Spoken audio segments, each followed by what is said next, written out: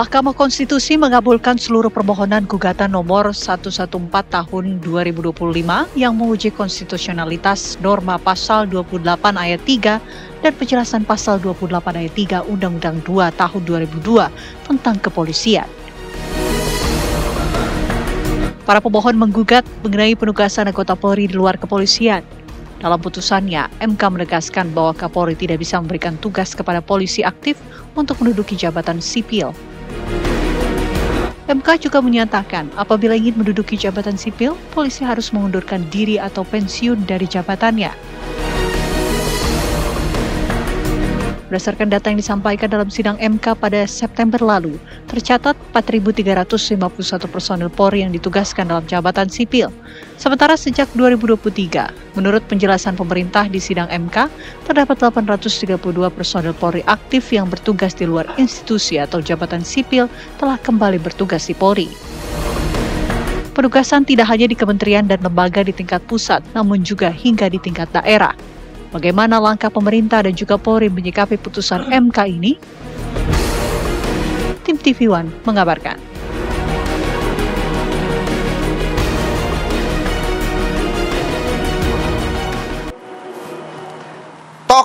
Tok, MK telah resmi melarang Polri untuk menduduki jabatan sipil, Andi Gumala. Meskipun juga ini kan sifatnya mengikat, tidak bisa diganggu-gugat begitu ya. Tetapi kan kemudian muncul berbagai pertanyaan, kenapa baru sekarang?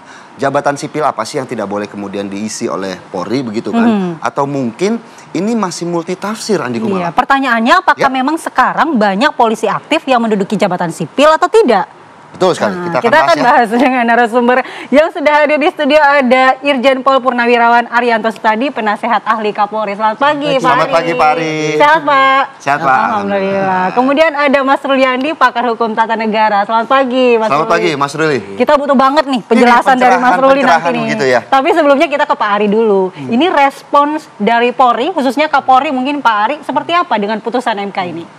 Saya belum pernah dengar apa respon Pak Kapolri ya, tapi yang saya dengar baru Kadif Humasnya mengatakan, ya itu sudah pasti polisi akan melaksanakan putusan apapun yang diputuskan oleh MK, katanya kan MK itu putusannya kan final and binding ya, pasti nanti akan dilaksanakan. Cuman untuk melaksanakannya itu kan butuh waktu gitu ya, karena ini kan dampaknya kan ya, yang tadinya misalnya ya kalau ditafsirkan bahwa nggak boleh. Padahal kan yang tidak boleh itu kan gini, kalau polisi itu ditugaskan keluar itu harus pensiun dulu baru masuk kan gitu kan. Berarti kan masih boleh juga. Sepanjang statusnya dia tidak dalam kondisi masih dinas kan gitu. Itu penafsiran yang sederhananya kayak gitu tuh. Tapi kan putusan MK ini kan nanti dari Pak Ruli ini akan menjelaskan banyak sekali multitafsir kan. Nah, kalau masih multitafsir itu kemudian mana yang harus dilaksanakan oleh polisi kan? Itu kira-kira begitu. Tapi kalau respon saya sebagai penasihat Kapolri ya, polisi pasti akan mematuhi apa putusan MK ini. Hanya pelaksanaannya kapan itu ya pasti pakai tahap. Karena ini risikonya adalah pada restrukturisasi lagi ya. Karena kan dari 4.300 tadi seandainya harus keluar kan mesti butuh tempat gitu. Tapi kalau bagi saya pribadi ya, ini dengan adanya putusan MK ini kalau polisi itu malah dapat durian runtuh kalau menurut saya. Loh kenapa? Kan lucu ya. Kenapa? Karena bagi saya polisi itu sekarang lagi membutuhkan tenaga-tenaga yang pinter-pinter yang hebat-hebat itu untuk membenahi polisi yang katanya polisi sekarang kurang baik kan. Kan karena reformasi Polri. Iya, kan polisi kan dituntut percepatan reformasi, transformasi. Ini butuh tenaga-tenaga yang bagus. Padahal tenaga-tenaga yang bagus itu sudah kita kirim ke luar itu tadi. Artinya juga berarti polisi juga membutuhkan mereka karena kekurangan tenaga-tenaga ahli seperti itu, Pak? Untuk saat ini, kalau saya ya, kalau kemarin kita berlebih ya karena kan makanya kemudian ditaruh keluar itu kan gitu kan. Tapi kan penugasan keluar itu, Pak, itu adalah atas permintaan daripada yang bersangkutan. Tidak kita tuh nyalur-nyalurkan ini kemana-mana. Permintaan dari lembaga-lembaga yang di luar kepolisian ya. Saya dulu termasuk. Dulu ketika saya menjelang pensiun, saya diminta oleh BPN dan saya ke situ. Dan saya ke situ selama 2 tahun saya bikin perubahan yang total yang banyak sekali. intinya adalah penugasan polisi di pada lembaga itu membawa manfaat pada lembaga yang bersangkutan. Jadi jangan hanya dilihat wah ini polisi kok kemudian mengangkangi semua ini, bukan. Tapi ketika itu Pak Ari masih aktif. Iya aktif, tapi kemudian waktu itu ya saya kemudian pensiun dini. Oke, baik. Baru pindah ke situ. Pak Ari, kalau memang kemudian kinerja polisi dinilai terganggu dengan penempatan-penempatan itu, kenapa dari awal tidak ditolak? Kalau memang ini mengganggu kinerja dari Polri, Pak Ari? Enggak, polisi enggak merasa terganggu. Sekarang ini polisi kan dengan menugaskan tugasnya keluar itu, ya kan polisi masih cukup ini. Sehingga ini yang lebih ya dikirimkan sana. Nah, kemarin udah terlanjur usaha kayak gitu. Tapi kalau kemudian ini harus dikembalikan kan otomatis kan jadi kan butuh tempat kan gitu. Kalau untuk ini saya mengatasi kebetulan polisi itu sekarang lagi butuh untuk transportasi cepat. Itu butuh tenaga yang baik-baik itu. Masukkan dalam Satgas tertampung itu. Intinya beginilah. Dengan adanya putusan kayak gini, kalau bagi saya sih nggak begitu shock untuk polisi. Karena itu justru menambah kemampuan kita untuk memperbaiki diri. Cuman yang rugi adalah pemerintah. Kenapa? Karena yang tadinya diisi dengan tenaga yang betul-betul efektif ke situ, kemudian dicabut gitu aja. Itu jadi semangatnya itu kalau saya sih, kita melihat ini untuk kepentingan negara, bukan untuk kepentingan pribadi-pribadi gitu. Gitu. Oke, kira-kira pandangan saya kayak gitu. Saya nggak ngerti hukum ya. Mas Ruli ya untuk menjelaskan apakah benar salah satunya bisa ditafsirkan bahwa ini akan mengembalikan personil Polri yang berada di luar kembali ke dalam institusi Polri. Jadi begini, uji materi di MK ini itu sebetulnya kan pasal 28 ayat 3 yang dipersoalkan kan penjelasannya. Penjelasan itu kan berangkat dari sebuah norma di dalam pasal 28 itu. Nah, pasal 28 itu sebetulnya terdiri dari 3 ayat. Ayat 1 Polri nggak boleh berpolitik. Ayat 2 Polri tidak punya hak memilih. Ayat 3 Polri boleh menduduki jabatan di luar struktur dengan mengundurkan diri atau pensiun. Artinya itu jabatan politik sebetulnya. Tapi kan di situ tidak tercantum bahwa ini jabatan politik. Nah, di penjelasannya itu diberitahukan bahwa penjelasan pasal 28 ayat 3 tadi yang dimaksud dengan jabatan di luar struktur adalah jabatan yang tidak ada sangkut paut. Itu bahasanya, tidak ada sangkut paut tulisannya dengan Polri. Berarti nggak ada kaitannya dengan tugas pokok Polri. Atau tidak berdasarkan pada penugasan Kapolri. Atau tidak ini kan yang dihapuskan. Atau tidak berdasarkan penugasan Kapolri. Yang dihapus sama MK atau tidak berdasarkan penugasan dari Kapolri. Kenapa? Kalau dibalik, kalau ada penugasan Kapolri, kesannya itu Kapolri boleh menugaskan anggotanya di jabatan politik praktis. Padahal itu jabatan politik praktis. Karena tidak ada sangkut pautnya dengan Polri. Nah, kalau yang ada sangkut pautnya dengan Polri bagaimana? Pertanyaannya gitu. Adalah di Undang-Undang ASN.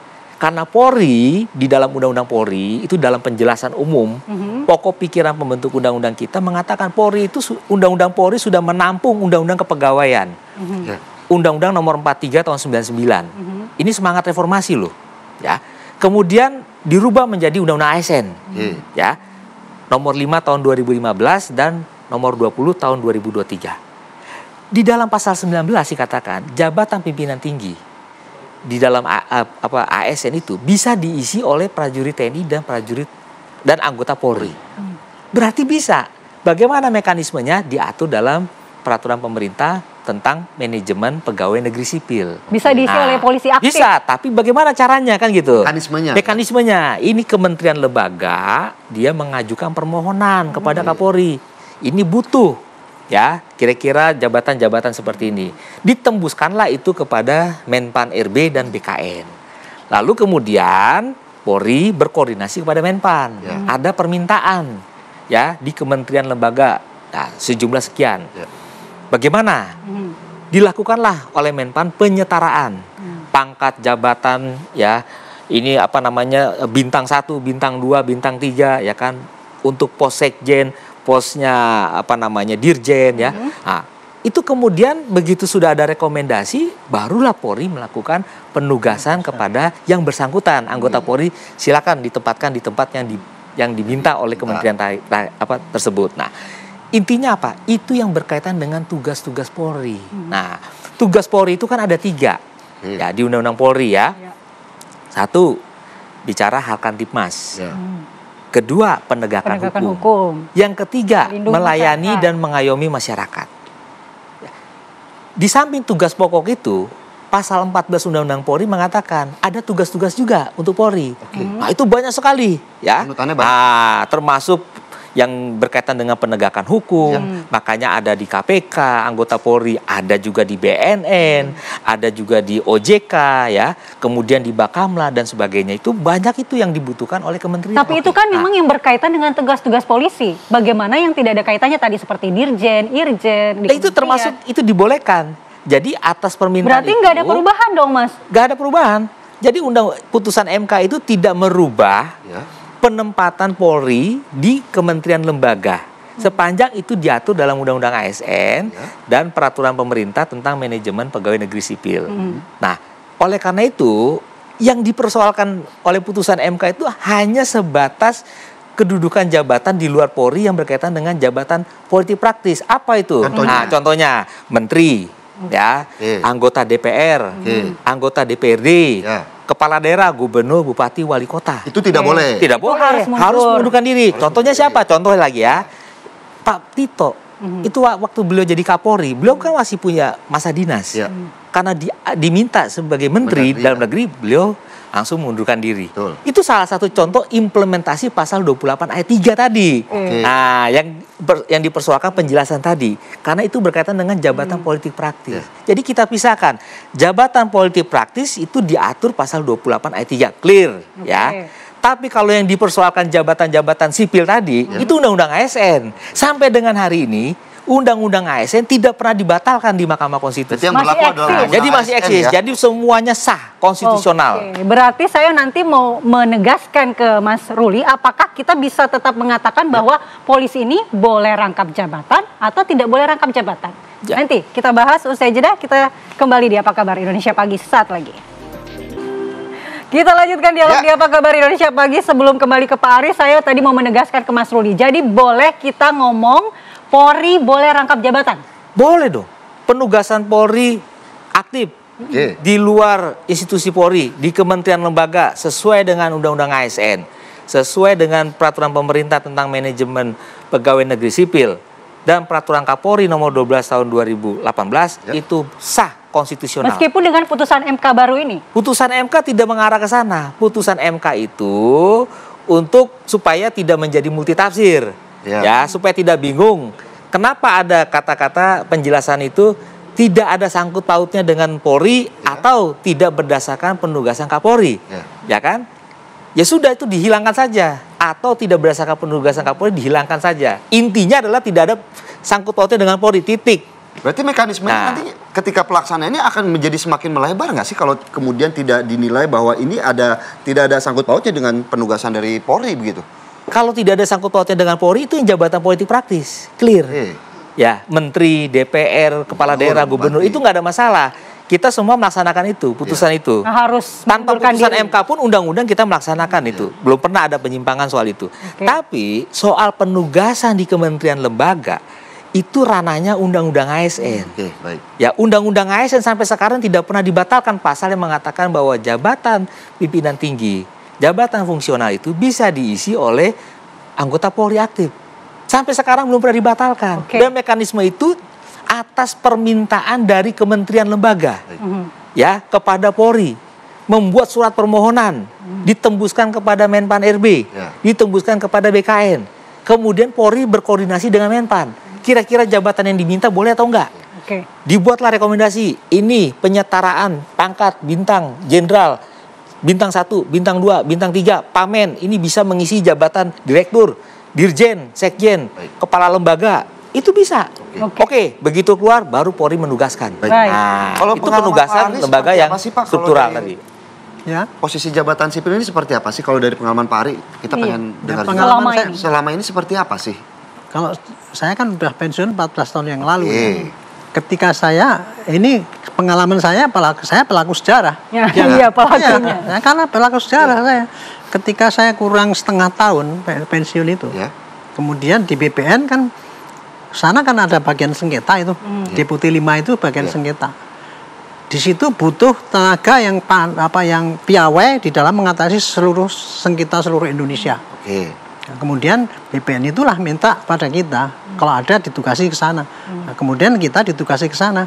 Tetapi waktu itu ya aturannya saya mesti mengundurkan diri dari polisi, sehingga saya berpindah menjadi tadi katakan menjadi eselon 5 kalau nggak salah di sana itu golongan 5E atau berapa level di deputi, kalau sekarang dirjen. Ya udah, dan itu juga ke BKN juga Pak, itu prosesnya, kemudian ke Sesnek gitu, barulah kemudian saya diangkat oleh kepala BPN waktu itu Pak Joyo. Ya kayak gitu. Dan kalau pengalaman saya di situ memang sangat menurut saya bukan menyanjung diri ya tuh. Memang kita tuh bermanfaat karena itu yang namanya lembaga itu dipercaya oleh negara ini ya untuk menyelesaikan sengketa. Nggak ada sistemnya di situ Pak. Kan berarti kan pepesan kosong lah katakan kayak gitu. Makanya waktu itu saya bikin sistemnya begini, caranya begini. Akhirnya barulah itu bisa berjalan sistem penyelesaian itu.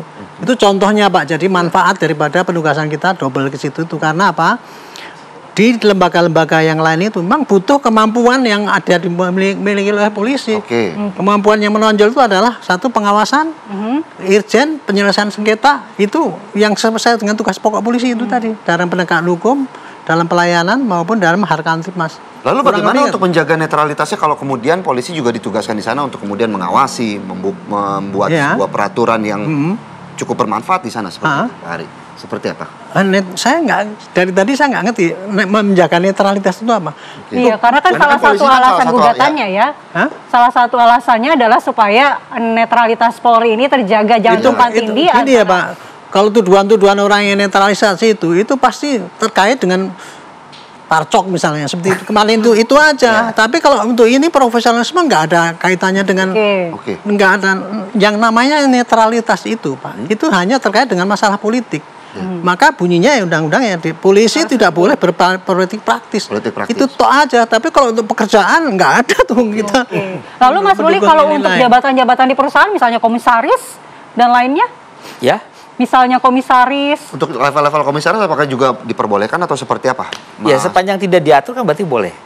Berarti belum ada aturan yang menjaga yang kemudian mengatur. Tidak melarang maksudnya. Yang tidak melarang. Ya tidak melarang berarti boleh kan gitu. Nah itu multitafsir lagi dong Mas. Loh kan aturan kita ini kan harus lex serta. Sebuah larangan itu harus ada normanya. Ya kan? Kalau kita bicara itu dilarang, itu nggak dilarang, itu kan pendapat pribadi. Tapi kan hukum harus bicara pasal berapa? Ketentuan mana yang mengatakan itu dilarang? Ya. Nah, kalau ketentuan itu ada, kemudian dicabut atau diberikan norma baru atau direvisi, itu clear. Tapi sepanjang tidak melarang, itu boleh, kan begitu. Nah, sama seperti tadi. Ketika misalnya menjaga netralitas, jangan lupa Undang-Undang Polri, amanah pembentuk undang-undang pada saat itu tahun 2002 adalah berdasarkan reformasi, tuntutan reformasi. Tuntutan reformasi ketika melaksanakan dui fungsi ABRI, ya, melaksanakan TAP MPR nomor 6, nomor 7 tahun 2000, maka Polri dalam penjelasan umumnya Undang-Undang Polri nomor 2 tahun 2002 tunduk pada peradilan umum. Jadi Polri tunduk pada peradilan umum. Ketika dia tunduk pada peradilan umum, maka dia bagian dari sipil. Ketika dia sudah disipilkan, maka pengawasan itu melekat sama dengan aparatur sipil yang lainnya. Jadi ada mekanisme pengawasan kepegawaian, kemudian juga kalau dia melakukan penyimpangan juga sama dengan pegawai lain, bisa dipidana juga. Jadi artinya tidak ada privilege, ya, tunduk pada peraturan yang terikat pada kedinasan di tempat dia ditugaskan itu di luar dari instansi Polri. Jadi kalau dinasnya di KPK, ya dia juga terikat dengan aturan di sana. Dinasnya di BNN, sama, dia juga terikat dengan aturan di sana. Jadi netralitas itu adalah bahasa yang politik praktis. Jadi di dalam pemerintahan itu nggak ada yang politik praktis. Ya, semuanya berdasarkan administrasi pemerintahan. Jadi ada Undang-Undang Nomor 30 Tahun 2014 tentang administrasi pemerintahan. Itu menjadi pedoman bagi seluruh aparatur sipil negara untuk melaksanakan tugas-tugas pemerintahan. Ada nggak sih level-level yang kemudian mengatur, Mas Ruli, bahwa yang boleh ini sampai pada level ini atau jabatan sipilnya hanya sebatas ini? Ada nggak sih aturan? Itu Kemenpan. Jadi Kemenpan RB lah yang akan melakukan penyetaraan. Jadi penyetaraan itu kemudian pangkat tadi saya katakan penyetaraan pangkat golongan ya bintang 1, bintang 2 atau pamen ya kan? Itu semuanya disetarakan, cocok nggak atas permintaan dari kementerian lembaga itu yang bermohon kepada Polri. Nah, ketika cocok, dibuatlah rekomendasi semacam itu, sudah disetarakan, bisa. Nah, ketika bisa ya sudah. Polri hanya menjalankan tugas, menugaskan yang bersangkutan anggota Polri aktif untuk berdinas sesuai dengan permintaannya tadi. Baik. Jadi ini tidak melibatkan bahwa Polri tidak ujuk-ujuk menunjuk. Tugas sana, nggak begitu. Ada permintaan dulu. Permintaan itu nggak diputuskan oleh Polri, tapi dikoordinasikan kepada Kemenpan RB. Karena memang di bahasa hukum di pasalnya itu adalah permohonan untuk menempati jabatan yang di kementerian lembaga itu harus ditembuskan kepada Kemenpan RB dan BKN. Baik, terima kasih Mas Ruli. Terima kasih Mas Ruli dan juga Pak Ari untuk penjelasannya pada pagi hari ini, bahwa tentunya kita juga memang awalnya ini kan multitafsir ya, masih ramai diperbincangkan, bahwa setelah mendengarkan penjelasan dari bagaimana Mas Ruli dan juga Pak Ari, bahwa memang ada beberapa saja yang kemudian dicabut di MK begitu, yang dibatalkan begitu. Terima kasih Mas Ruli dan juga Pak Ari. Jadi ini kayak mau dapat hadiah ya, syarat dan ketentuan berlaku. Boleh rangkap jabatan tapi syarat dan ketentuan berlaku. Tapi biasanya itu tulisannya kecil tuh di bawah tuh. Kelihatan atau enggak ya. Terima kasih Mas Ruli dan Pak Ari sekali lagi waktunya pada pagi hari ini. Dan pemirsa, apa kabar Indonesia Pagi masih akan kembali di segmen selanjutnya. Kami akan hadirkan informasi menarik, salah satunya memang yang kasus penculikan di Makassar yang sangat ramai, dan juga di mana ini terungkapnya penculik anak Bilqis di Makassar. Unit Reskrim Polrestabes Makassar menelusuri grup media sosial Facebook yang ternyata ini diduga menjadi media komunikasi pelaku penculikan. Sesaat lagi.